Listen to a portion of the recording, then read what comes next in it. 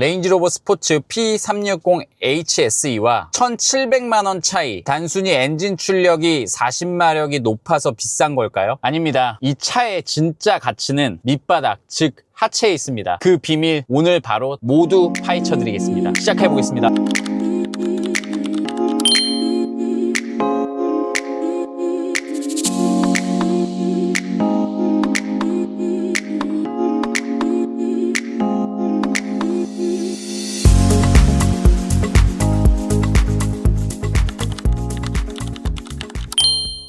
안녕하십니까. 랜드로버 읽어주는 남자 김휘 매니저입니다. 오늘 레인지로버 스포츠 P400을 타고 이렇게 시승기를 찍으려고 외부에 나왔습니다. 1편을 아직 못 보신 분들도 계실 텐데 1편을 보시면은 P360과 P400의 차이점을 안내를 드렸고요. 오늘은 시승을 하면서 좀 더 디테일한 차량의 기술들, 그리고 P400만이 가지고 있는 기술, 레인지로버 스포츠 P400 오토바이오그라피와 비교하는 차종들과도 함께 비교하면서 고객님들에게 최고의 선택을 가질 수 있게끔 도움 드리려고 이렇게 영상을 촬영하고 있습니다. 우선 레인지로버 스포츠 P360HSE와 P400 오토바이오그라피가 공통된 기술을 가지고 있는 부분에 대해서 좀 안내를 드리고 시작하는 게 좋을 것 같아요. 엔진부터 말씀드리겠습니다. 3000cc 직렬 6기통 인제니움 엔진이 들어가 있고요. 실키한 6기통 엔진이 들어가 있다 보니까 부드러운 주행 질감을 선사합니다. 모르시는 분들도 계시겠지만 예전 레인지로버 스포츠 같은 경우는 다 V형 엔진을 썼어요. V6 슈퍼차저 엔진을 썼는데 현재는 터보차저 엔진을 쓰고 있고 직렬 6기통을 쓰고 있다 보니까 V형보다도 진동이나 소음 부분에서 더욱더 안정감을 주고 있습니다. 그리고 터보렉이 현저히 줄었는데요. 그 이유 중에 하나는 48V 마일드 하이브리드 시스템이 들어갔기 때문입니다. 그리고 두 번째로는 다이나믹 에어 서스펜션입니다. 다이나믹 에어 서스펜션이 뭐냐? 1편에서도 말씀을 드렸는데 다이나믹 에어 서스펜션은 이중 챔버의 원밸브 시스템으로 들어가 있어서 공기 주머니가 두 개가 있다고 보시면 좋을 것 같고요. 이 공기 주머니가 MLA 플렉스 플랫폼과 함께 만나서 매우 큰 공기 주머니를 가지고 있습니다. 그러다 보니 저희 차량이 높게 형성이 되어 있는 이유 중에 하나도 에어 챔버를 더 많이 넣을 수 있는 플랫폼, 거기다가 상하의 스트로크, 서스펜션 스트로크도 더 길게 가져와서 충격을 최대한 더 흡수시킬 수 있게끔 만들어 놓은 구조라고 보시면 됩니다. 그리고 두 번째, 어댑티브 다이내믹스입니다. 이제 다이나믹 서스펜션에 필요한 건 세팅이잖아요. 이 지형을 빠르게 읽어서 지형에 맞게끔 서스펜션을 유기적으로 세팅을 해줘야 하는데 그게 어댑티브 다이내믹스를 통해서 도움을 받습니다. 초당 500회의 진동을 느껴서 서스펜션에 전달을 합니다. 노면을 삭제하듯 부드럽게 도와줍니다. 세 번째로는 이호라이즌입니다. 이호라이즌이 뭐냐? 저희 PB프로에 들어가 있는 T맵이 있는데 순정 내비게이션으로 들어가 있습니다. T맵의 정보를 받아서 코너링이라든지 방지턱이라든지 이런 부분을 미리 정보를 받아서 서스펜션에 세팅을 줍니다. 그래서 이호라이즌과 어댑티브 다이내믹스를 통해서 서스펜션에 세팅을 해준다. 그래서 승차감을 좋게 해주고 스포티한 부분에서도 도움을 준다라고 보시면 좋을 것 같고요. 이제 P360HSE에 들어가지 않은 P400의 기술에 대해서 안내해 드리도록 하겠습니다. P400 오토바이오그라피에는 첫 번째로는 다이나믹 리스폰스 프로가 장착이 되어 있습니다. 다이나믹 리스폰스 프로가 뭐냐? 스테빌라이저가 모든 차량에 들어가 있거든요. P360HS도 마찬가지로 스테빌라이저가 들어가 있습니다. 스테빌라이저가 전자식이 아닌 기계식으로 들어가 있거든요. 근데 레인지로버 스포츠 P400 오토바이오그라피 같은 경우는 전자식 스테빌라이저가 들어가 있는데 거기에 모터가 들어가 있다고 보시면 됩니다.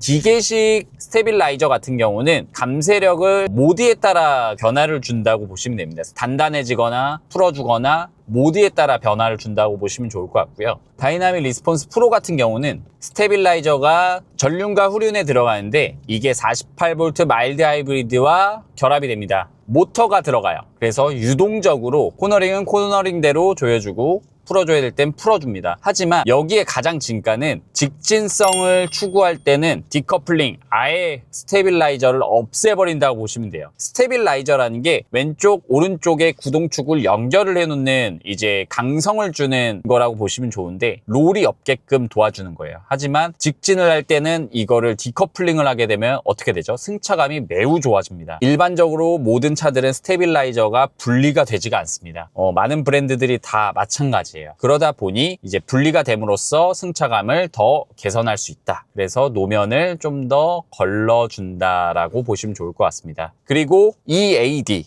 전자식 액티브 디퍼런셜이 후륜에 또 들어가 있어요. 후륜 디퍼런셜에 클러치가 들어가 있어서 토크를 분배를 해줍니다. 토크 벡터링과는 또 다른 겁니다. 이제 구동을 도와주는 거기 때문에 토크 벡터링은 P360HSE에도 들어가 있습니다. 브레이크를 조절해서 급격한 코너나 아니면 좀 위험한 상황에서의 지원을 해주는 거죠. 토크 벡터링으로. 하지만 P400 오토바이오그래피는 토크 벡터링 플러스 전자식 액티브 디퍼런셜로 인해서 클러치가 후륜 디퍼런셜에 들어가서 구동을 더 해주는 거예요. 왼쪽이면 왼쪽, 오른쪽이면 오른쪽에 더 많은 회전을 주는 거죠. 그렇게 해서 탈출이라든지 코너링을 편하게 할 수 있게끔 도와준다라고 보시면 좋을 것 같습니다. 더욱더 스포츠성에서는 더 좋습니다. 왜냐? 이제 토크를 직접적으로 구동을 분배를 하는 거거든요. 그래서 스포티한 이제 코너링이라든지 유턴이라든지 이런 부분에서도 콤파스를 찍고 이렇게 나가는 듯한 느낌. 그래서 유턴을 할 때 방금 도움을 줬던 거는 전자식 액티브 디퍼런셜로 인해서 이제 콤파스를 그리듯이 이렇게 코너링을 베어가는 기술이 들어가 있다라고 보시면 좋을 것 같습니다. 이제 기본적으로 타 브랜드랑 많이 비교하시는데 뭐 BMW의 X7, 뭐 벤츠의 GLS, 그리고 포르쉐의 카이엔 이렇게 대표적으로 많이 비교를 하세요. 그 부분에 대해서 조금 안내를 해드리면은 이제 레인지로버 스포츠 같은 경우는 아까 말씀드렸다시피 MLA 플렉스 플랫폼을 가지고 있다 보니 차가 매우 높습니다.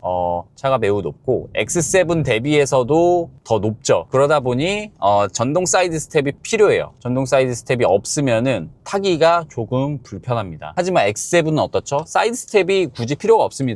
CLAR 그 플랫폼을 쓰고 있을 거예요. 그 플랫폼이 기본적으로 세단 베이스의 플랫폼을 가지고 쓰고 있습니다. 그러다 보니까 이 운전자 시트 포지션 자체가 매우 낮아요. 매우 낮게 형성이 되어 있고 저희 차량은 높게 형성이 되어 있죠. 한마디로 저희는 SUV를 위해서 전용 설계가 되어 있는 플랫폼이다 라고 보시면 좋습니다. 이제 X7과 조금 비교를 해볼 텐데요. X7 같은 경우는 CLAR 플랫폼을 쓰고 있고 그리고 일반 에어 서스펜션이에요.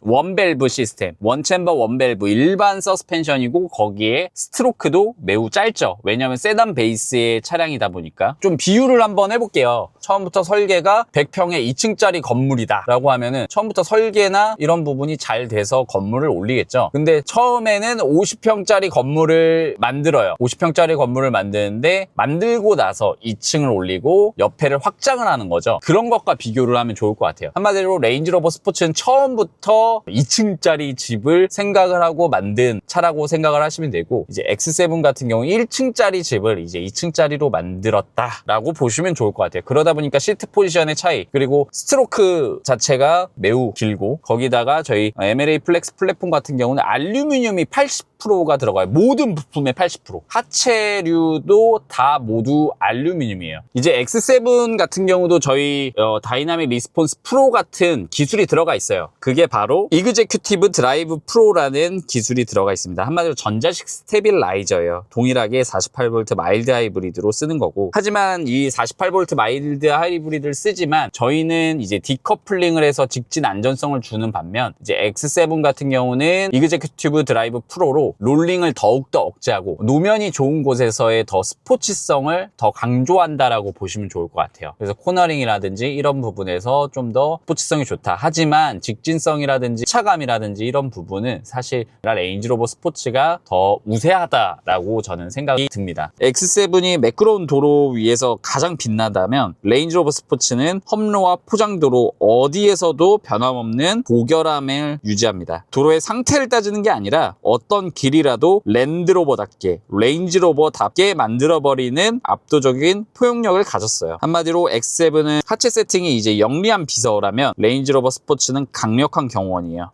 비서라면은 이제 주어진 에어 챔버 안에서 카메라 센서를 활용해서 최적의 답을 찾으려고 애씁니다. 하지만 강력한 경호원은 두 개의 에어 챔버를 물리적으로 연결 끊어버리는 디커플링 기술로 경쟁사들의 센서를 극복하려 했던 물리적 한계를 아예 기술로 넘어서 버렸어요. 억지로 참는 게 아니라 구조적으로 편할 수밖에 없는 하드웨어의 승리라고 저는 생각이 듭니다. X7은 한마디로 SUV의 탈을 쓴 세단이라고 저는 생각이 들고요. 레인지로버 스포츠는 SUV가 도달할 수 있는 럭셔리의 완성형이라고 저는 생각이 듭니다.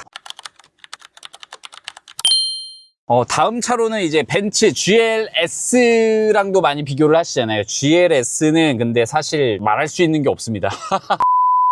왜냐면 GLS 같은 경우는 이 액티브 바디 컨트롤이 어떻게 보면 핵심 기술이거든요. 핵심 기술인데 그 부분이 GLS 일반 모델에서는 빠져요. 일반 모델에서 빠지다 보니까 그런 부분에서의 이슈가 또 있다. 만약에 있다 하더라도 이 액티브 바디 컨트롤 같은 경우는 열 관리가 조금 어렵다는 얘기를 들어요. 카메라를 노면을 타서 이제 이 액티브로 억지로 이제 이렇게 움직이는 거거든요. 그렇다면은 엄청난 승차감을 보여주죠. 그렇지만 이제 GLS 같은 경우는 일반 GLS 같은 경우 이 액티브 바디 컨트롤이 또 빠지고 그리고 X7과 동일합니다. 이 서스펜션 원챔버 원밸브 에어 서스펜션의 스트로크 같은 경우 X7보다는 좀 더 길지만 레인지로버 스포츠처럼 긴 스트로크는 아니에요. 하지만 편안한 승차감을 보여준다. 하지만 너무 소프트한 느낌을 내다 보니 롤링이라든지 이런 부분에서는 조금 단점이 될 수 있다. 그리고 이제 마지막이 제일 많이 비교하는 차량입니다. 포르쉐 카이엔. 카이엔입니다. 에어 서스펜션이 3챔버 2밸브 시스템으로 들어가 있습니다. 밸브가 또 2개예요. 그러면은 이제 3챔버 에어 서스펜션이 더 좋은 게 아니냐라고 말씀을 많이 해주실 거예요. 3챔버 에어 서스펜션 정말 좋습니다. 왜냐면은 모드에 따라 다 변화를 할 수가 있는 거예요. 제가 말씀드렸다시피 공기 양이 3개 중에 하나씩 빠지면은 점점 단단해진다고 보시면 돼요. 하지만 그 3챔버 에어 서스펜션이지만 스트로크는 당연히 짧습니다. 한마디로 스포츠성을 위해서 만들어진 서스펜션이다 라고 보시면 좋을 것 같아요. 그래서 운행을 하실 때 정말 날카로운 코너링을 보여줍니다. 저희 레인지로버 스포츠보다 더 저는 그렇게는 생각을 하고 있습니다.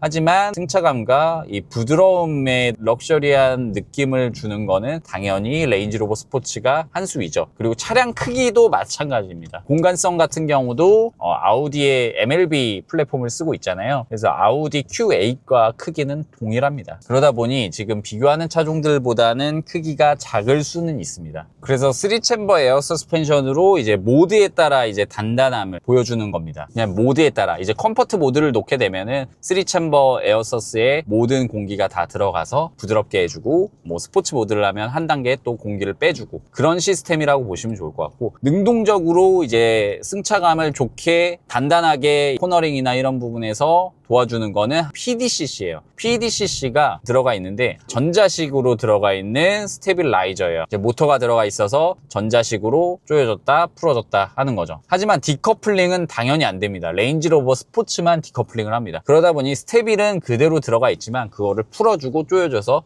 단단하게 해주면서도 승차감을 또 좋게 해준다라고 보시면 좋을 것 같아요. 트랙에서 정말 타고 정말 빠르게 노면을 읽으면서 탈 수 있는 차량이라고 저는 생각이 들고요. 카이엔의 서스펜션 같은 경우는 정복자예요. 그러니까 1mm 오차도 허용하지 않으려고 노면을 짓누르면서 달리는 차예요. 아스팔트 자체를 모든 정보를 운전자에게 보내준다라고 보시면 됩니다. 하지만 레인지로버 스포츠 같은 경우는 통치자예요. 지면이 거칠든 매끄럽든 상관을 안 해요. 불쾌한 충격도 우아하게 걸러내고요. 필요한 안정감만 남깁니다. 그리고 노면을 이기려 하지 않고 노면 위에 군림하는 좀 품격 있는 럭셔리한 승차감을 보여줍니다. 그래서 포르쉐 카이엔 같은 경우는 물리법칙을 정면으로 도전하는 기술이라면 레인지로버 스포츠는 물리법칙을 우아하게 이용하는 기술이라고 저는 생각이 듭니다. 이렇게 이제 경쟁 차종들과의 또 비교를 좀 해봤는데요. 저는 그래서 레인지로버 스포츠 P360 그리고 P400과 비교를 하시고 거기다 다른 브랜드랑도 비교를 하시는 분들이 워낙 많으셔서 이 부분을 좀 안내해 드렸습니다. P400에는 기본적으로 스토머 핸들링 패키지가 들어가 있습니다. 후륜 조향 시스템이 들어가 있고 P360 HSE 모델에서도 선택이 가능하십니다. 하지만 이제 추가 옵션으로 인디 오더를 하셔야 되는 부분이라고 생각해 주시면 됩니다. P400과 P360을 비교하시는 분들은 스포츠성에 대한 부분을 좀 더 가져가시는 분들, 그리고 주행을 하실 때 레인지로버 스포츠의 모든 기술력을 느끼고 싶은 고객님들은 P400 오토바이오그라피를 선택하셨으면 좋겠습니다. 1,700만 원의 차이 충분히 다 들어가 있다고 보고 있습니다. P400 오토바이오그라피는 레인지로버 스포츠의 정수입니다. 그래서 이 정수를 느끼고 싶은 고객님들은 레인지로버 스포츠 P400 꼭 구매하시길 바라겠습니다. 끝으로 레인지로버 스포츠 P360과 P400을 비교를 해보고 그 다음에 타 브랜드 차량들과도 비교를 해봤는데 이 차량들의 그 니즈나 이런 부분을 한번 체크를 해보시고 차량을 선택하시는 데 도움이 많이 되셨으면 좋겠습니다. 레인지로버 스포츠 P400 오토바이오그라피 같은 경우는 이 1,700만 원의 값어치를 충분히 하는 차량이다 보니까 차량 궁금하신 점이나 문의사항은 언제든 저한테 고정 댓글에 연락처 남겨져 있으니까 확인해 주신 다음에 연락 주시면 감사하겠습니다. 다음에는 이제 제가 디펜더를 출고하게 되는데 출고기도 한번 영상 찍어서 남겨놓도록 하고요. 한 번 2년 끝까지 가도록 최선을 다해서 노력할 테니까 언제든 궁금하신 점은 연락 주시고 시승 문의도 언제든 연락 주세요. 출고 후부터 계약이라는 마인드로 열심히 정직하게 영업하고 있으니까 이 부분 참고 부탁드리겠습니다. 다음 영상에서 찾아뵙도록 하겠습니다. 랜드로버 읽어주는 남자 김휘 매니저였습니다. 감사합니다.